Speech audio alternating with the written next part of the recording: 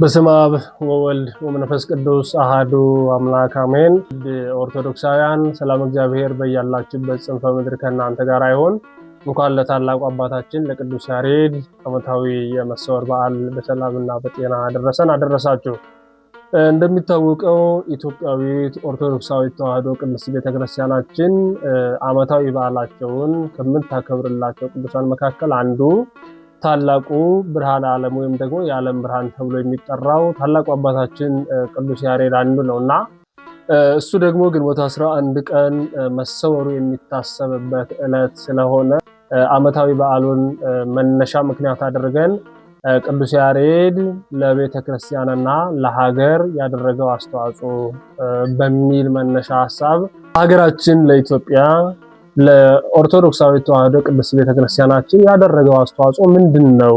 እኛ ኦርቶዶክሳውያን ቅዱስ ያሬድን ስናስብ ቅዱስ ያሬድ ምን አደረገ ብለን ነው? ቅዱስ ያሬድ ለቤተክርስቲያናችን ምን አድርጓል? ለሀገራችን ለኢትዮጵያ ከዛም ባለፈ ደግሞ ለዓለማችን ያደረገው አስተዋጽኦ የእርሱ ስራ የሰጠው ጥቅም ምንድነው የሚለውን በዚህ በዛሬው ትምህርታችን እያነሳን የምንቆይ ይሆናል። ለአርማስ ሚዲያ አዲስ ከሆናችሁ ሰብስክራይብ በማድረግ ላይክ በማድረግ ሼር በማድረግ እና እንዲሁም ደግሞ ኮሜንት ስር ሐሳብ አስተያየት ካላችሁ በመጻፍ ይህንን ቪዲዮ እስከ መጨረሻው እንድትከታተሉ በእግዚአብሔር ስም ጠይቃለሁ። ታላቁ አባታችን ቅዱስ ያሬድ ብርሃነ ዓለም ተብሎ ነው የሚጠራው። እንደሚታወቀው ብርሃነ ዓለም በሚለው መጠሪያ ስም የሚጠራው ብርሃነ ዓለም ቅዱስ ጳውሎስ ነው። ከዛም በተጨማሪ ደግሞ እንደ ሀገራችን በኢትዮጵያ ብርሃነ ዓለም ብርሃነ ኢትዮጵያ ብቻ ሳይሆን የኢትዮጵያ ብርሃን ብቻ ሳይሆን የዓለምን ብርሃን በመባል የሚጠራው ታላቁ አባታችን ቅዱስ ያሬድ ነው። እንደው የቅዱስ ያሬድን ታሪክ ብዙ ጊዜ በተለያዩ መድረኮች ስለሚተረክ ስለሚሰጥ ትምህርቱ ከዛም ባሻገር ደግሞ የተለያዩ ቅዱሳት መጻሕፍትን በማንበብ ታሪኩን ካሁን በፊት አዲሳችን ስለማይሆን ከማን ተወለደ መቼ ተወለደ የሚሉትን አጠር ያሉ ነጥቦችን ብቻ አንስተን በዋናነት ቅዱስ ያሬድ ለቤተክርስቲያናችን የሰጠው አስተዋጽኦ ወይም ደግሞ ያደረገው አስተዋጽኦ የእርሱ ስራ ለቤተክርስቲያን የሰጠው ጥቅም ምንድነው፣ ለሀገራችን ለኢትዮጵያስ የሰጠው ጥቅም ምንድነው የሚሉትን ወሳኝ ነጥቦች ማንሳት ስላለብን ታሪኩን እንደመነሻ እንደመደርደሪያ ለማየት እንሞክራለን። አባታችን ታላቁ ቅዱስ ያሬድ የተወለደው በ5ኛው መቶ ክፍለ ዘመን ወይም ደግሞ ሚያዝያ 5 ቀን በ505 ዓመተ ምህረት በአክሱም ከተማ እንደሆነ የተለያዩ ቅዱሳት መጻሕፍት ይመሰክራሉ። አባቱ ይስሐቅ ይባላል ወይም ደግሞ ተጨማሪ ስም አብዩድ የሚል ስም አለው። እናቱ ደግሞ ታውክልያ ወይም ደግሞ ክርስቲና በመባል ትጠራለች። ትምህርት መጀመር ባለበት ሰዓት እንግዲህ በ7 ዓመቱ መጻሕፍት እንደሚመሰክሩት በጊዜው የአክሱም ቤተቀጢን የሚባል የአብነት ትምህርት ቤት መምህር ወደ ነበረው አጎቱ ወደ ሆነው ጌዲዮን ወደሚባል መምህር ነው እንዲማር ወይም ደግሞ ጌዲዮን እንዳስተምሩ ያስገቡት። ነገር ግን እንደሚታወቀው አባታችን ቅዱስ ያሬድ ትምህርት እንዳልገባው ቅዱሳት መጻሕፍት እንደሚመሰክሩ እናውቃለን ወይም ደግሞ ተምረናል። እና ትምህርት እምቢ ብሎት ነበረ። ለ7 ዓመት ምንም ሳይገባው ጓደኞቹ ያለፉት እየሄዱ እነርሱ ከሚፈልጉበት ደረጃ ላይ የደረሱ እርሱ ግን የሚፈልገው ደረጃ ላይ መድረስ አልችል ብሎ በእናቱም በቤተሰቦችም ዘንድ ጭንቀት እንደነበረ ከዛም ባሻገር መምህሩ ጌዲዮንም ደግሞ የስንፍና እየመሰለው ይገርፈው እንደነበረ መጻሕፍት ይመሰክራሉ። መጨረሻ ላይ እንግዲህ ቅዱስ ያሬድ ተስፋ ቆርጦ ነበር። እኔ ለትምህርት አልተፈጠርኩም፣ ደግሞ ትምህርት አይገባኝም፣ ባልንጀሮቼ ጓደኞቼ ሁሉ አልፎኝ ሄደዋል፣ ቤተሰቦችንም እያሳዘንኩኝ መምህሬንም እያሳዘንኩኝ ለውጥ የማይኖረኝ ከሆነ ለምን ትምህርት ቤት እቆያለሁ በሚል ትምህርት ቤቱን ጥሎ ወጥቶ ነበር ወደ እናትና አባቱ ወይም ደግሞ ወደ ቤተሰቦቹ ጉዞውን አምርቶ የነበረው። መንገድ ላይ ሲደርስ ነው እንግዲህ ደክሞ ታረፍ ብሎ እያለ ካረፈበት ዛፍ ስር ትሏ እየወደቀች እየተነሳች ወደ ላይ ወጥታ ላይ ከዛፉ ላይ ያለውን ፍሬ ለመብላት ስትደክም በመጨረሻው ደግሞ በሰባተኛው ማለት ነው በሰባተኛው ተሳክቶላት ለመብላት የፈለገችውን ፍሬ ስትበላ ሲመለከት ነው እንግዲህ ታላቁ አባታችን ቅዱስ ያሬድ ይህች ትል መብላት ያለባትን ነገር ለመብላት ይሄን ያህል ዋጋ ከፍላ በመጨረሻው ከተሳካላት ምናልባት የኔም ትምህርት እኮ እግዚአብሔር ምስጢሩን ገልጾልኝ ጥበቡን ገልጾልኝ ሊሳካልኝ ይችላል፣ ስለዚህ ወደ ቤቴ ከመሄድ እስኪ ወደ ትምህርት ቤቴ ልመለስ በሚል ነው ወደ ትምህርት ቤቱ ተመልሶ መምህሩን ይቅርታ ጠይቆ እንደሆንሁ እንዳደረክ አድርገኝ ብሎ ከመምህሩ ስር ይቅርታ ጠይቆ ትምህርቱን ቀጠለ ማለት ነው። ከዚህ በኋላ ነው እንግዲህ ቅዱስ ያሬድ ዛሬ ብርሃነ ዓለም ተብሎ የዓለም ብርሃን ተብሎ ብርሃነ ኢትዮጵያ የኢትዮጵያ ብርሃን ተብሎ የሚጠራበትን ሰማያዊውን ጥበብ፣ ሰማያዊውን ምስጢር፣ ሰማያዊውን ምስጋና ለማወቅ ወይም ደግሞ እንዲገለጥለት ያደረገው ተስፋ ሳይቆርጥ በጽናት ተመልሶ ከመምህሩ ስር ቁጭ ብሎ ለመማር ቁርጠኛ ሆኖ ወስኖ በመቀጠሉ ነው። ከዚህ በመቀጠል የምንመለከተው ደግሞ ቅዱስ ያሬድ ለቤተክርስቲያናችን ያደረገው አስተዋጽኦ የሚለውን ነው። ቅዱስ ያሬድ አባታችን ለቤተክርስቲያን ያደረገውን አስተዋጽኦ አንድ በአንድ እያንዳንዱን መዘርዘር ባይቻልም በዋናነት ግን 3 አበይት ነጥቦችን በዚህ የትምህርት መርሃ ግብራችን እናነሳለን። የመጀመሪያው ምድራውያን ሰዎችን ወይም ደግሞ በምድር ያለን ስጋ ለባሽ ሰዎችን ከሰማያውያን ከቅዱሳን መላእክት ጋር አገናኝቶናል። ወይም ደግሞ ሰዎችንና መላእክትን አንድ አድርጓቸዋል።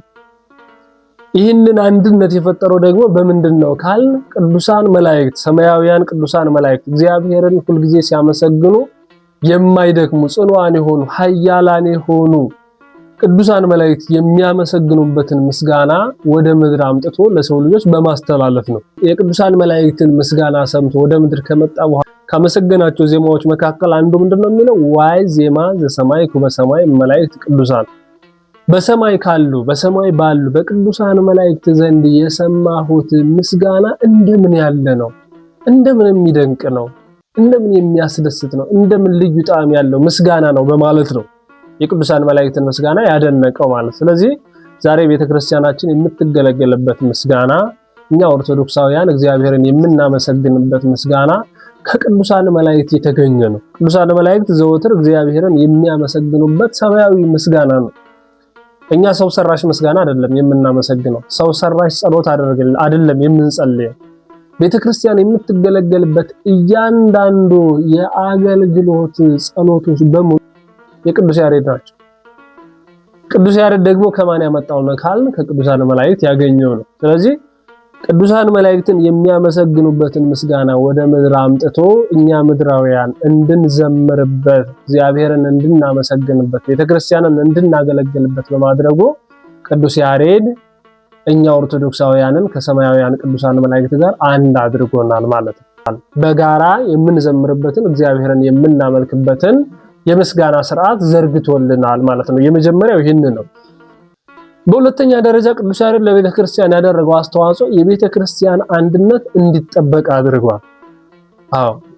የቤተክርስቲያን አንድነት ኦርቶዶክሳዊት ተዋህዶ ቤተክርስቲያን በክርስቶስ የተመሰረተች ቤተክርስቲያን በየትኛውም ዓለም ያለች ኦርቶዶክሳዊት ተዋህዶ ቤተክርስቲያን አንዲት ናት። አሜሪካን ብትሄዱ፣ ካናዳን ብትሄዱ፣ አውሮፓን ብትሄዱ፣ አፍሪካን ብትሄዱ፣ ኢትዮጵያ ላይም ብትሆኑ ኢትዮጵያ ውስጥም በእያንዳንዱ አካባቢዎች ብትሄዱ በእያንዳንዱ ዕለታት በእያንዳንዱ ሳምንታት የሚመሰገነው ምስጋና የሚቀርበው አገልግሎት በሙሉ አንድ ነው። ለምሳሌ ግንቦት 11 ቀን የቅዱስ ያሬድ በዓል በየትኛውም ዓለም ባለች ቤተክርስቲያን የሚቆመው ማህሌት አንድ ነው። የሚቀደሰው ቅዳሴ አንድ ነው። የሚነበበው ወንጌልም አንድ ነው። መለያየት እንዳይኖር፣ በቋንቋ መለያየት እንዳይኖር፣ በቋንቋ መከፋፈል እንዳይኖር፣ አንዱ ሊቅ የራሱን አገልግሎት እንዳያገለግል፣ አንዱ ደግሞ ሌላ አገልግሎት እንዳያመጣ፣ አንዱን እያበላሸ ሌላ አገልግሎት ከስርዓት የወጣ አገልግሎት በቤተክርስቲያን ውስጥ እንዳይፈጸም ቅዱስ ያሬድ አባታችን ወጥ የሆነ ዓለም አቀፍ የሆነ ኦርቶዶክሳዊት ተዋህዶ ቤተክርስቲያን የምትገለገልበትን ስርዓት በመዘርጋቱ ቤተክርስቲያን እስካሁን ድረስ ለ2000 ዓመታት ጸንታ እስካሁን ድረስ ደርሳለች። እስካሁን ድረስ ዘልቃለች። ማንም መጥቶ መበረዝ አይችልም። ማንም መጥቶ ስርዓቱን መለወጥ አይችልም፣ መቀየር አይችልም። አንድ ጊዜ የወጣ አንድ ጊዜ የተሰራ ስርዓት አንድ ጊዜ ለሁሉም ተደራሽ የሆነ አገልግሎት ነው በኦርቶዶክስ በቤተክርስቲያናችን ዘንድ የሚከወነው ማለት ነው። ስለዚህ ይህ መከፋፈል እንዳይኖር ያደረገው ደግሞ ማን ነው ካል ታላቁ አባታችን ቅዱስ ያሬድ ስለሆነ የቤተክርስቲያን አንድነት ጸንቶ ባለበት ይቀጥል በማድረጉ ታላቁ አባታችን ቅዱስ ያሬድ የቤተክርስቲያንን አንድነት አስጠብቋል ማለት ነው። በሶስተኛ ደረጃ የምንመለከተው ከዜማው ባሻገር ቅዱሳት መጻሕፍትን በመተርጎም ወንጌል በሀገሪቱ በመላ ኢትዮጵያ እንዲዳረስ ታላቁን አስተዋጽኦ አድርጓል። እንደሚታወቀው ብዙ ሰዎች የሚመስላቸው ቅዱስ ያሬድ የዜማ ሊቅ፣ ዜማን የሚያዜም ዜማን የሚደርስ በዜማ ቤተክርስቲያን እንድትገለገል ያደረገ ነው የሚመስላቸው እንጂ ወንጌል የተረጎመ ስብከትን የሰበከ ወንጌልን ያስፋፋ ምዕመናንን ያስተማረ የማይመስላቸው በጣም ብዙ ሰዎች አሉ፣ ይህንን የማያስቡ ማለት ነው። ግን ይሄ አይደለም። በመጀመሪያ ሲጀመር ታላቁ አባታችን ቅዱስ ያሬድ ይህ ዜማው ለእርሱ ከመገለጡ በፊት ሰማያዊውን ዜማ ከቅዱሳን መላእክት ሰምቶ ከመምጣቱ በፊት ቅዱስ ያሬድ ለ2 ዓመታት በአክሱም ጉባኤ ቤት ብሉይና ሐዲስ ጉባኤ ቤት ከፍቶ ደቀ መዛሙርትን ያስተምር እንደነበረ ቅዱሳት መጻሕፍት ይመሰክራሉ። ስለዚህ ከዜማው በፊት ቅዱስ ያሬድ የወንጌል መምህር ነበር፣ የወንጌል ተርጓሚ ነበር። የቅዱሳት መጻሕፍትን የሚተረጉም የሚያብራራ ደቀ መዛሙርትን እያፈራ ለወንጌል የሚያሰማራ ታላቅ አባት ነው ነበር። ቅዱስ ያሬድ እንዳውም ልክ እንደነ ቅዱስ ዮሐንስ አፈወርቅ እንደነ ቅዱስ ቄርሎስ እንደ ሀገራችን ደግሞ እንደነ ቅዱስ አባ ጊዮርጊስ ዘጋስጫ የተለያዩ ቅዱሳት መጻሕፍትን የተረጎመ አባት ነው። መጽሐፍ ቅዱስ ውስጥ የምናገኛቸውን ብዙ ያልተተረጎሙ ጥሬ ቃል የሆኑ በቀጥታ አንብበን ልንረዳቸው የማንችላቸውን በጣም ብዙ ሐሳቦችን ቅዱስ ያሬድ ተርጉሞልን እናገኛለን። ለምሳሌ በማቴዎስ ወንጌል ምዕራፍ 24 ላይ ጌታችን ኢየሱስ ክርስቶስ ወደዚህ ዓለም በሚመጣበት ጊዜ ሰማይና ምድርን ለማሳለፍ ሲመጣ ከመምጣቱ በፊት በምድር ላይ ከሚከሰቱት ምልክቶች መካከል አንዱ በለሷ ስትለመልም፣ በለሷ ስታብብ፣ በለሷ ስታቆጠቁጥ ያን ጊዜው እንደደረሰ ወቁ ብሎ አስተምሮን ነበር። ይህንን በለሷ የተባለች ማንናት የሚለውን ትርጉም የሰጠን ቅዱስ ያሬድ ነው። በለስ ዘይቤ ቤተ እስራኤል እሙንቱ፣ በለስ የተባሉ እስራኤላውያን ናቸው ማለት ተርጉሞልናል። ስለዚህ ታላቁ አባታችን ቅዱስ ያሬድ የዜማ ብቻ አባት ሳይሆን መጻሕፍትን የተረጎመ ወንጌልን ያስፋፋ ምዕመናንን ያስተማረ ወደ እግዚአብሔር የመለሰ የወንጌል መምህር የትርጓሜ መጻሕፍት መምህር እንደሆነ ማስተዋል ይጠበቅብናል ማለት ነው። እንዳው ለቤተ ክርስቲያን ያደረገውን አስተዋጽኦ በዚህ የምንጠቀልለው አይደለም፣ ግን ከዚህ መርሃ ግብር አንፃር ጠቅለል ለማድረግና አጠር ያለው ሐሳቦችን ለማቅረብ ለቤተ ክርስቲያን ያደረገውን አስተዋጽኦ በዚህ እንቋጨውና በሁለተኛ ደረጃ ለሀገር ደግሞ ያደረገው አስተዋጽኦ ምንድነው የሚለውን እንመልከት። እንግዲህ ቅዱስ ያሬድ ለሀገር ያደረገው አስተዋጽኦ እጅግ ብዙ ነው። ግን እንዳው ጠቅለል አድርገን የተወሰኑ ነጥቦችን እናንሳ። የመጀመሪያው ቅዱስ ያሬድ ለሀገር ያደረገው አስተዋጽኦ ምንድነው ካል ለስነ ጽሑፍና ለሥርዓተ ዜማ መስፋፋት ትልቅ አስተዋጽኦ አድርጓል። እንደሚታወቀው ቅዱስ ያሬድ ከመምጣቱ በፊት የነበረው ዘመን በአባ ሰላማ ከሳቴ ብርሃን አማካኝነት አበገደ የሚለውን የመጀመሪያ የግዕዝ ፊደላት ብቻ የነበሩትን ፊደል ወደ ጎን ካዕብ፣ ሳልስ፣ ራብዕ፣ ሐምስ፣ ሳድስና ሳብ እንዲኖሩት አድርጎ አዲስ ስርዓተ ፊደልን አስተዋውቆ ስለነበረ በዛን ዘመን የተለያዩ ቅዱሳት መጻሕፍትን ለመጻፍ ብዙ ጊዜ ችግር ነበረ። ምክንያቱም እንደ አዲስ ተምረው ያንን ፊደሉን አውቆ ከዛ በኋላ ነበረ መጻፍ የሚጠበቅባቸው ማለት ነው። ይህንን ግን ለመጀመሪያ ጊዜ እንዳውም ይሄ አባ ሰላማ ከሳቴ ብርሃን የቀየረውን ለመጀመሪያ ጊዜ የተጻፈው መጽሐፍ የግዕዝ መጽሐፈ ድጓ እንደሆነ የተለያዩ ቅዱሳት መጻሕፍት ይመሰክራሉ።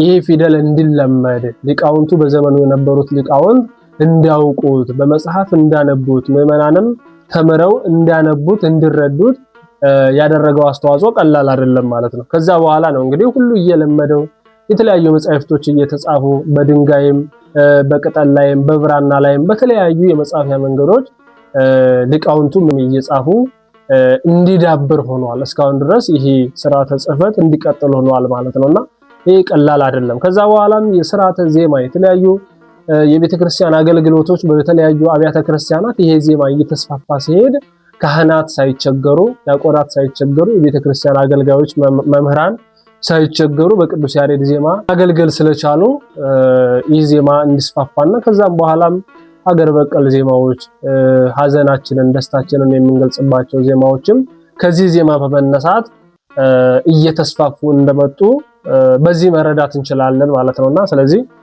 ቅዱስ ያሬድ ለስነ ጽሑፍና ለሥርዓተ ዜማ መስፋፋት ያደረገው አስተዋጽኦ ቀላል አይደለም። በሁለተኛ ደረጃ ለሀገር ኢኮኖሚ ወይም ደግሞ ለኢኮኖሚ እድገት ያደረገው አስተዋጽኦ ቀላል አይደለም። እንደሚታወቀው ዛሬ በዓለማችን ካሉ የቱሪስት መስህቦች መካከል አንዱ በሀገራችን ያለው የቅዱስ ያሬድ ዜማ ነው። እንደሚታወቀው በተለያዩ ዓለማት ያሉ ፈረንጆች ወይም ደግሞ አውሮፓውያን ወይም ደግሞ ከኢትዮጵያ ውጭ ያሉ ሰዎች ገንዘባቸውን አውጥተው ጊዜያቸውን ሰውተው ጉልበታቸውን ሰውተው ወደ ሀገራችን ወደ ኢትዮጵያ የሚመጡት ይህንን ሰማያዊ የሆነውን የቅዱስ ያሬድን ዜማ በማየት ነው። በዚህ በመመሰጥ ነው። ይህንን ቀርበው ከቦታው ተገኝቶ ለማየት ካላቸው ጉጉት የተነሳ ነው ወደ ሀገራችን የሚመጡት። ስለዚህ ወደ ሀገራችን ሲመጡ ደግሞ ብዙ ወጪዎችን ያወጣሉ። ይህ ወጪ ደግሞ የሚውለው ለምንድነው ከተባለ ለሀገር ኢኮኖሚ ታላቅ አስተዋጽኦ አለው። ለሆቴል ሲከፍሉ፣ ወደ ተለያዩ ቦታዎች ሲንቀሳቀሱ፣ ለአስጎብኚዎች ሲከፍሉ፣ ይሄ ሁሉ ለሀገር ኢኮኖሚ ታላቅ ጥቅም አለው ማለት ነውና ስለዚህ የቅዱስ ያሬድ ዜማ ከመንፈሳዊው ጥቅም ባሻገር ለሀገር ኢኮኖሚ ታላቅ አስተዋጽኦ እንዳለው መረዳት ይጠበቅብናል ማለት ነው። ከዛም በተጨማሪ ቅዱስ ያሬድ ለሀገር ታሪክና ለባህል እድገት ታላቅ አስተዋጽኦ አድርጓል። እንደሚታወቀው በዘመኑ የነበሩት የተለያዩ ቅዱሳን አባቶቻችንን ታሪካቸውን ጽፎልናል። በተለይ ተሳቱ ቅዱሳን ተብለው ከውጭ ሀገራት ወደ ሀገራችን ገብተው ወንጌልን ያስፋፉትን ታላላቅ አባቶቻችንን ታሪካቸውን በመጽሐፈ ድጓ ውስጥ አካቶ በዜማ አስማምቶ አሳምሮ ደርሶላቸዋል። ይህንን መሰረት በማድረግ የተለያዩ ከዛ በኋላ የተለያዩ የነገስታት ዜና መዋዕሎች እንድጻፉ መንገድ ከፍቷል ማለት ነው። ቅዱስ ያሬድ ለሀገር ያለው አስተዋጽኦ በዚህ ብቻ የሚወሰን አይደለም። ቅዱስ ያሬድ የፍልስፍና መምህር ነው፣ የሥነ ተፈጥሮ መምህር ነው። ዕውቀትን በማስፋፋት ረገድ ታላቅ አስተዋጽኦ ያደረገ አባት ነው ቅዱስ ያሬድ። ምክንያቱም መጻሕፍቶችን ስንመለከት ስለ ሥነ ተፈጥሮ፣ ስለ ፀሐይ፣ ስለ ጨረቃ፣ ስለ ከዋክብት፣ ስለ በጋ፣ ስለ ክረምት፣ ስለ ጸደይ፣ ስለ መጸው፣ ስለ ስነ ከዋክብትና የተለያዩ ምርምሮችን፣ የተለያዩ ፍልስፍናዎችን፣ የተለያዩ ዕውቀቶችን በመጻሕፍቱ ውስጥ አካቶ የደረሰ ሊቅ በመሆኑ ለዛሬዎቹ በዚህ ዘመን ለሚገኙ ከሱ በኋላ ለተነሱት ሊቃውንት ሁሉ መንገድ ከፋች የሆነ የዕውቀት ብርሃንን ያሳየ ሀገራችን በኢትዮጵያ ብቻ ሳይሆን በዓለምም የሚዘመርለት ታላቅ አባት ነው ማለት ነውና ለዚህ ቅዱስ ያሬድ አባታችን ለሀገር ያደረገው አስተዋጽኦ ለቤተክርስቲያናችን ያደረገው አስተዋጽኦ ከዛም አልፎ ለዓለም ያደረገው አስተዋጽኦ እንዲሁ በአጭር ደቂቃ ተተንትኖ የሚያልቅ ነገር እንዳልሆነ ይታወቃል። ግን ለቅምሻ ያክል በዓሉን መነሻ በማድረግ ይህንን ያህል ከተነጋገርን ከዚህ ባሻገር ደግሞ የተለያዩ ስለርሱ የተጻፉ በጣም ብዙ መጻሕፍቶች ስላሉ ቅዱሳት መጻሕፍትን በማንበብ ዕውቀታችንን ማዳበር፣ ስለ ቅዱሱ ያለንን አመለካከት ማስፋት፣ ለቅዱሱ የሚኖረንን ክብር መጨመርና የሚገባውን ክብር መስጠት ይጠበቅብናል።